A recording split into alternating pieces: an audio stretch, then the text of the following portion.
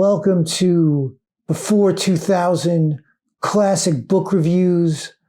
I am your host, Minister Dr. Book Dude. And the book I'm going to review today is Blind Man with a Pistol. This is a book by Chester Himes. It was written in 1969 or published in 69. And it's the 8th book in the Harlem Detective series. I'm going to just touch on Himes' bio briefly. I think if we get a little insight into Himes, we could understand the vibe of this book better. Himes was an African-American writer. He was born in 1909. He died in 1984. His parents were two Black college professors. They taught at Black institutions. They had the pressures of very overt racism at the time. They were coming up, working, and this external pressures of the racist society destroyed their marriage. They eventually divorced. Himes had a traumatic event as a child that dealt with racism. His younger brother was working on a science project using gunpowder for school, a science project for school. The gunpowder blew up in his face, injuring his eyes. His parents rushed him to the hospital, and the hospital staff refused to treat the younger brother because he was African American. This was a segregated hospital, so it was very traumatic for the parents were begging the emergency room staff to treat the kid. They refused with tears in their eyes, psychologically broken. They had to leave with the kid and drive to a much further hospital, and the kid suffered ocular damage as a result. This profoundly impacted Chester Himes.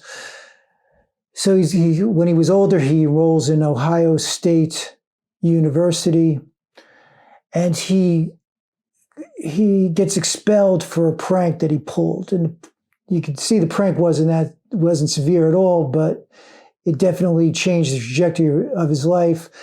There was a formal dance, and the most prim and proper African American students had attended. This was, the hoity-toity dance, and I guess we'd call it bougie today. And what Himes did was he took these formal very formal, prim and proper students. He told them he was going to take them to another dance, and he wound up taking them to a brothel, unbeknownst to them. And some of them freaked out. They narked him out. Himes was expelled from Ohio State.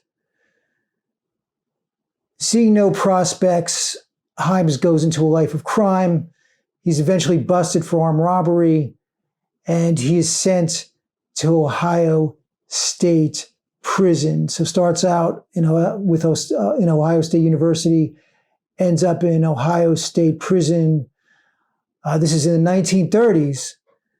And at the time, I'm sure this was a tough joint.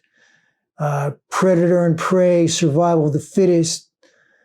Himes learned how to survive. He learned how to get tough. And he also learned how to write there. So there was a silver lining to this. And he wrote while he was in jail or prison. And when he was released, he kept on writing and eventually became successful. He wrote, he wrote the Harlem Detective series amongst other books. And some of the books from the Harlem Detective series were eventually made into movies in the 1970s. The most famous one, I think, is Cotton Comes to Harlem. There's a disclaimer or something I should hip you to before if you're going to read the book. You will see the word mother raper throughout the story. So it's mother raper that, mother raper this, you mother raper, I'll kick your mother raping ass. Now, a lot of you reading this might say, what is this mother raper? Was this a Harlem colloquialism of the 1960s? You know, no. What mother raper is a euphemism for motherfucker. And although I guess can you really call mother raper a euphemism for motherfucker? But I think in some ways you could consider mother raper the worst of the two. But anyway, apparently Himes' publisher had a problem with peppering a book with the word motherfucker, and Himes substituted mother raper. Himes was a real cat. He'd been around the block, and he wanted to keep the book authentic. And in 1960s Harlem, and I think even today, people use the word motherfucker. Just as, he could be good or bad, this cat is a real motherfucker, or you better watch it, motherfucker. It was a heavily used word, and Himes wanted this to be authentic. Also, this is not the classic whodunit. So if you're expecting a Sherlock Holmes mystery where the criminal, the culprit turns out to be Lord Higginbottoms or Professor Moriarty or Colonel Woodhouse or the butler, forget it. I would say this is an avant-garde detective novel where the culprit isn't important, and the culprit is not really a person per se, which I'll get further into when I discuss the antagonist of the story. This is written on a much deeper philosophical level.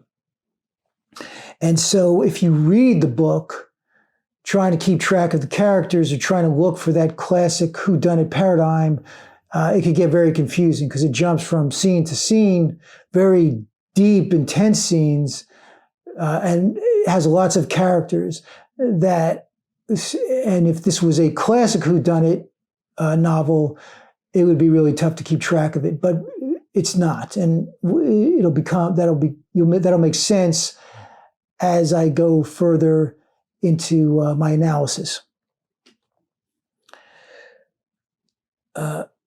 Again, just to give you some understanding, Himes is trying to he's trying to take this to a deep philosophical level.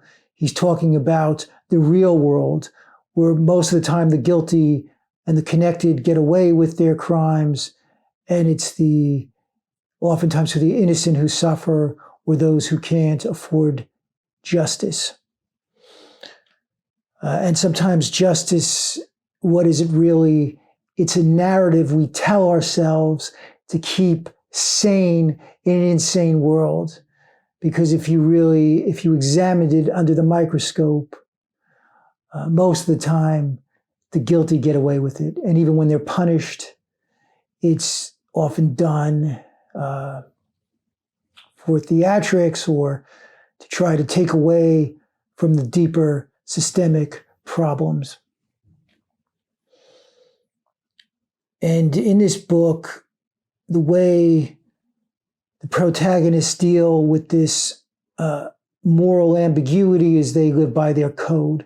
And you see that's common within the detective genre.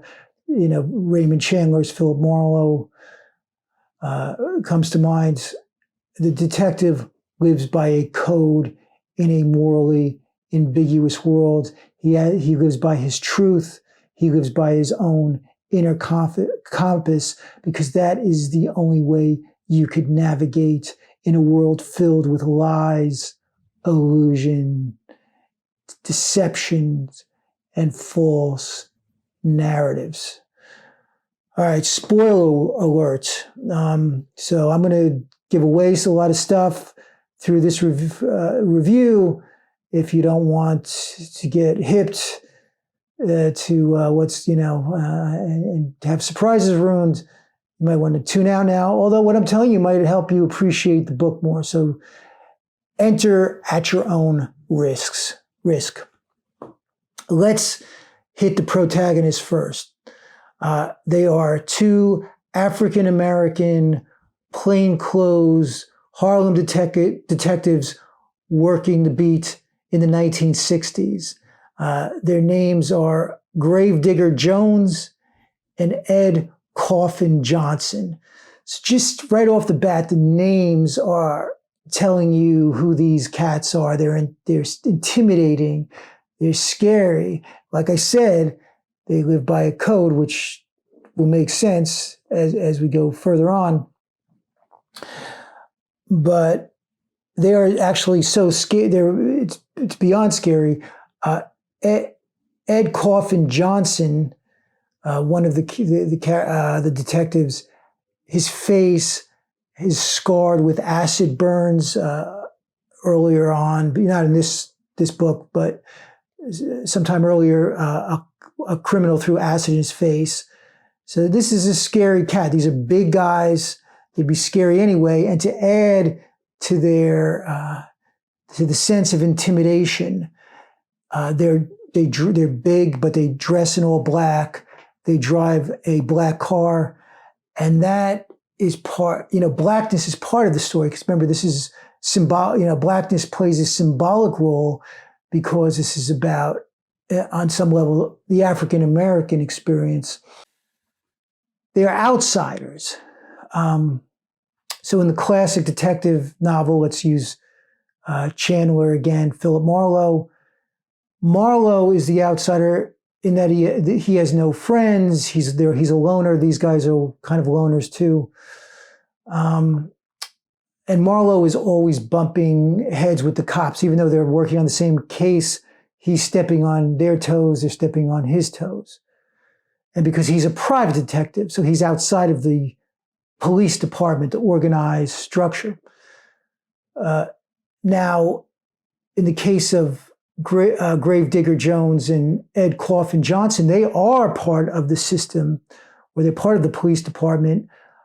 However, they are outsiders in the police department because of their race. So there is a wall, a social barrier that separates them from their white police officer counterparts.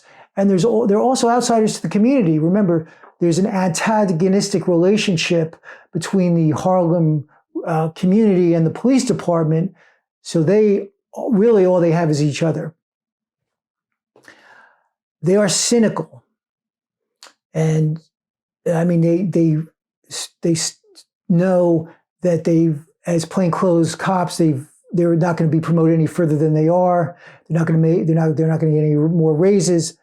They are, because of the system, they are where they are, and they're not going to go any further. And there's a cynicism towards their view of how the world works, but also a stoicism. And when I say stoicism, I mean stoic as in the ancient Greek philosophy, more in alignment with like Marcus Aurelius, the Roman philosopher emperor. He was a Stoic, and that states that even in this world of moral ambiguity, people will always be flawed. People will be corrupt. You shouldn't have high expectations. They're doing what they're doing based on their trip, and all you could do is live your code, fulfill your mission, your duty, and that's what these two guys do. They live by their code. And what is their code? How do they navigate through this morass? Well, first off, we could get a sense of their code by how they look at crime. They're very tolerant of low-level crime. They have a kind of a non-interference philosophy. So when it comes to pimps, prostitutes, con men, number runners, gamblers, pickpockets, they don't get involved. From their viewpoint, this is part of the Harlem cultural milieu. It's part of the Harlem economy. It is part of the system. The people committing these lower level crimes have no choice if they want. They have to do this to survive. This is a system that everybody's, it's dog eat dog. Everybody is trying to make it. And ultimately, it's the higher ups, it's the politicians, it's the precinct captains who are profiting from this. And so everybody is just playing their part. They're doing the best they can do. Where they draw that line in the sand is violent crime and murder. And because that violates their code. So when they see the little stuff happening, they don't get involved. And they also understand that the African Americans who live in Harlem who are involved in this, oftentimes they're offering their services to white people who come into the community, be it for sex or drugs or what have you. And so you can see the logic of why they don't go after the small-time criminal. And I wouldn't even call them criminal, just people who are trying to survive in a system that they have no control over. They are, I would say these protagonists are flawed, at least one flaw in my view, and maybe it's not a flaw. They do not respect people's civil rights or civil liberties when it comes to extracting information. They will beat up suspects to get what they want as far as, information goes. In one scene, they they beat a guy up so bad they knock his teeth out of his head and they put him in the hospital to try and solve the crime. While that may be shocking to us, you just have to read the papers. There are still cases of police brutality. There are police shootings of innocent people. But in the 1960s Harlem, or just 1960s America, you could imagine there was no cell phones. I'm sure coerced confessions and beating people up to extract information was standard operating procedure. They'd done much more, even though it was done probably in the police, in the basement of the police precinct, it was done regularly. And so Himes, who was a real cat, who had been through the system, he knew how things work. And I think he was just trying to keep it real. Gravedigger Jones and Ed Coffin Johnson also act as social philosophers and social commentators. This is done through their dialogue, their conversations with their fellow police officers, Harlem criminals, citizens, what they say to each other. We get insight into how the system works, the philosophy behind it, and how, once again, from a stoic perspective, we're all playing our parts in this greater system. Scenes. The writing is fantastic. He really gives you a sense of Harlem in the 60s. It's raw, brutal, often violent, but it's vivid and intense. And the book opens up with a funeral parlor scene where it takes place where there's two cops who are driving by an abandoned funeral parlor, and they see a sign that says, fertile women wanted. And it gets their curiosity. They go in, check it out, and they come across this cult leader. He's like almost 100 years old. And in this cult, there's these black nuns, and he's impregnating them. He's forming his own cult family. And the place is in squalor. There's like 50 kids running around naked. And there's this cretin with a cleft palate who's stirring this big pot of foul-smelling chitterlings. And the kids, it's intense. I'm going to read you a section of the opening, it's not the very beginning, but, the opening, part of the opening scene. And you use your own, see for yourself.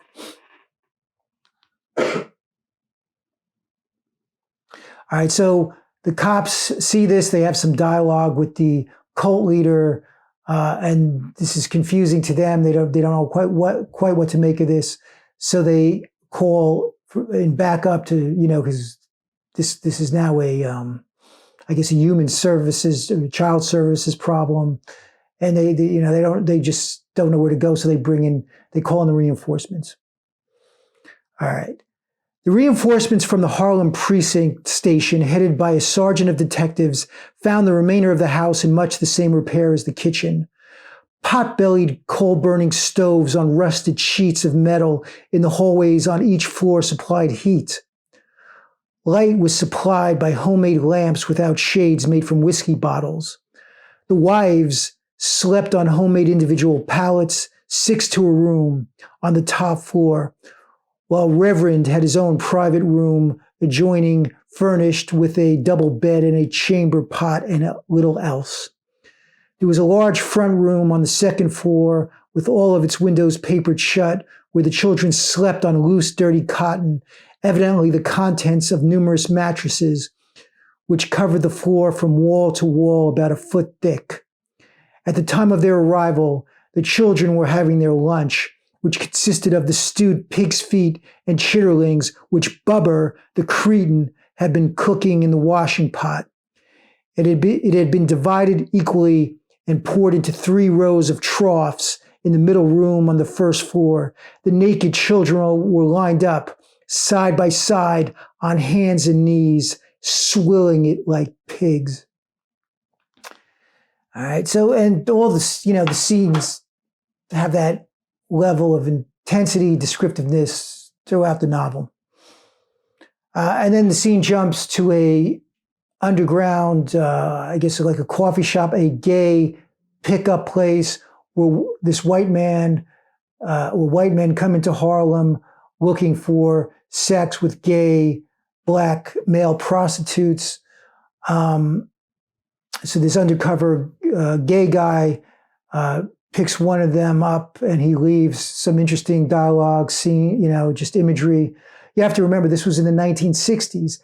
Gay sex was illegal. So everything was being done underground. This was just when Stonewall was happening, when cops would go into gay bars and, arrest everybody. People's pictures would be plastered in the paper. They would lose their jobs. Very heavy stuff. So this is all underground. So anyway, the guy leaves with a gay, one of the gay black male prostitutes. And then another scene, we see the guy he left with running down the street with a pair of pants. And he's being chased by the naked white guy. And who's watching this transpire? Gravedigger Jones and Ed Coffin Johnson. And at first they think it's humorous. They're cracking jokes. They say something to the effect of, that'll teach the guy to bring his wallet to Harlem, when he's trying to pick up, and he's picking up hookers. And then the other guy says, well, if he leaves home with his wallet home with his wife, the money's going to get taken anyway. And again, like I said, they don't get involved with low-level crime. They really don't care. They figure, it's all fair because it's all part of the system. Hustlers got to hustle. But then there's something about it. I think the guy starts to stumble. The white guy, the naked guy who's chasing the black male prostitute. And so they check it out. And upon closer inspection, they realize the guy's throat has been cut. And he dies shortly thereafter, right on the sidewalk. And that is the major dramatic event that gets the case rolling. Now they've got a case and they've got to solve it. But like I said, this doesn't follow the standard whodunit paradigm. This is avant-garde detective writing, and it goes from place to place. Too many characters to keep track of if you're trying to view this through the lens of the standard detective formula. Other scenes involve a church. Physical ugliness seems to be a part of what, where Himes is making a comment on as pertaining to the characters. Ed Coffin.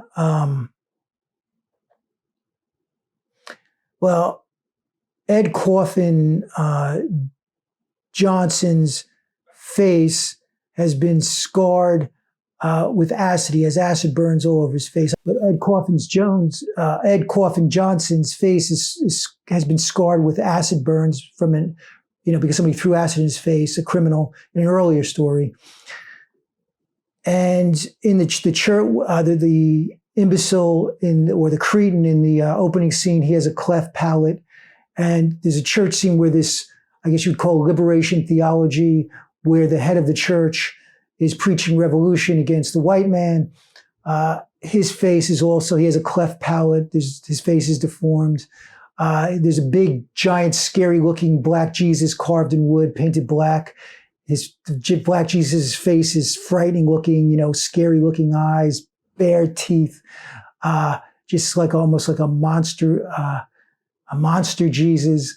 And underneath the Jesus, there's a sign that says, "They lynched me." So social commentary there. Then there's gambling houses, bars, we see scenes with crime bosses, gay Harlem life, all kinds of stuff. A very vivid picture is painted throughout these various scenes. And,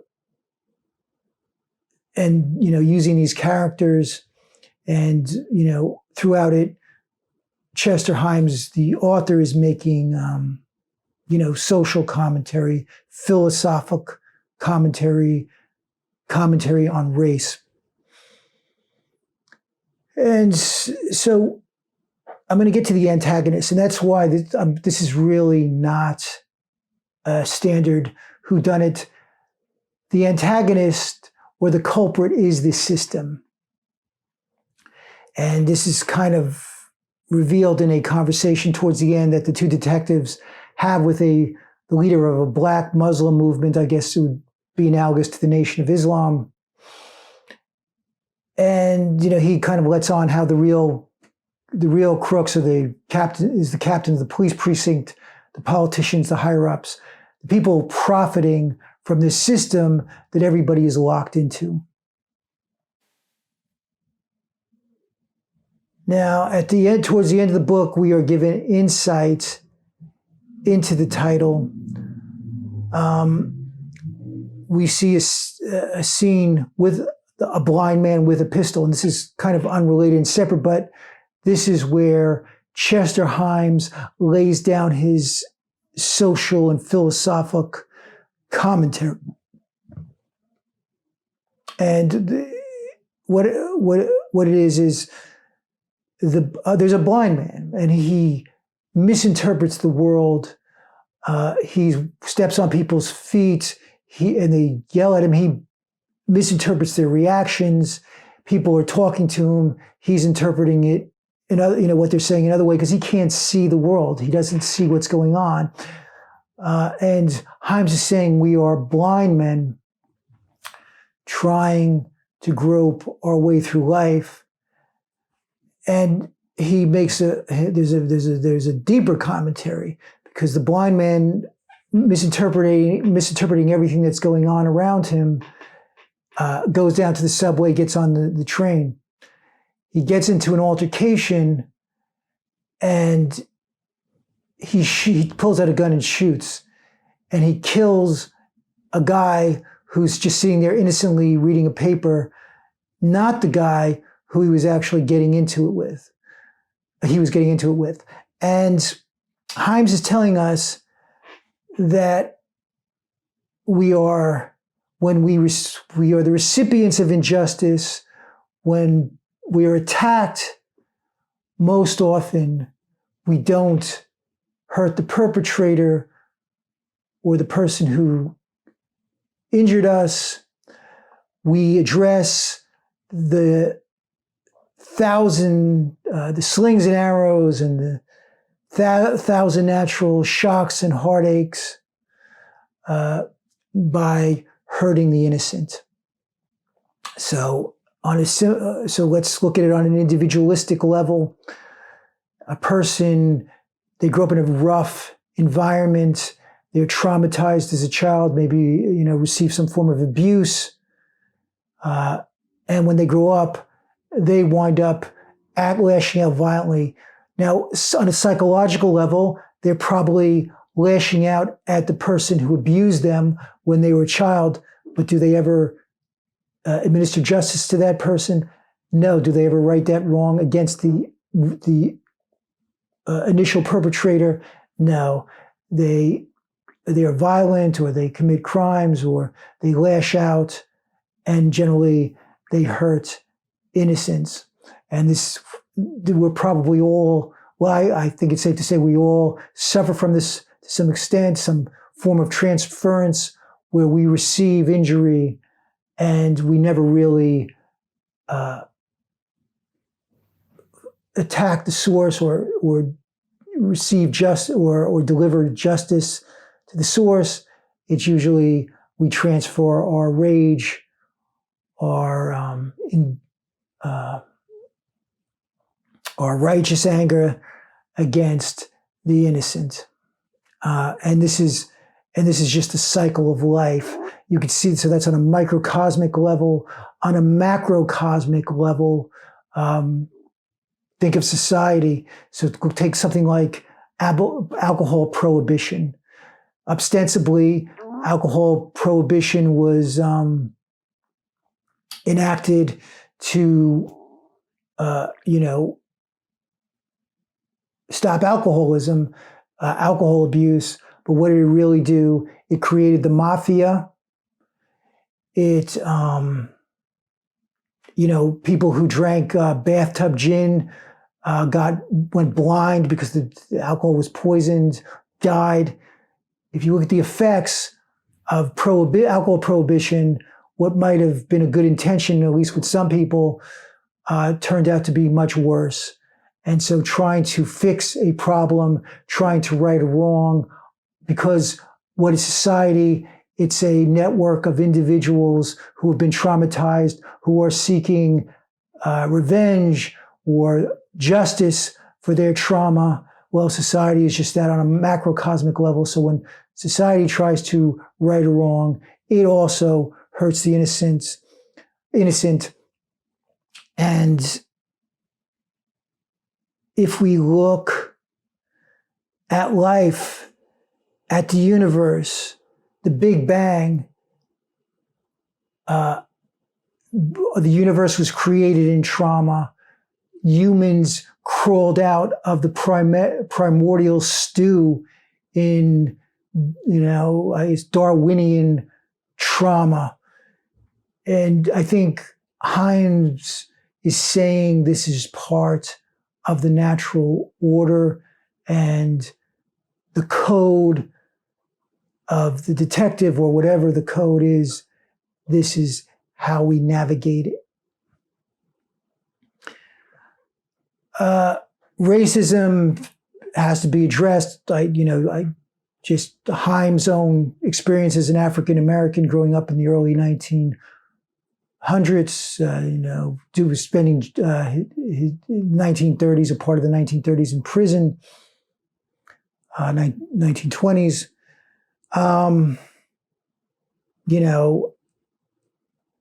What the